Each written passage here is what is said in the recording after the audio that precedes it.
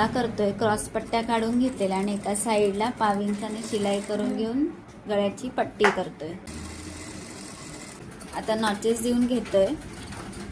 पलटी करायच्या आधी किनारी इथे दाब शिलाई करणार आणि मग पलटी करून परत एक शिलाई करणार. किनारी शिलाई करतोय आता वर. आता शोल्डर जॉईन करून घेतोय. आधी गळ्याच्या इथे बरोबर गळा जॉईन केला आणि इथे बरोबर शोल्डर जॉईन करून अर्धा इंचाने स्टार्टिंग आणि एंडिंग लॉक करतोय आणि शिवून घेतोय.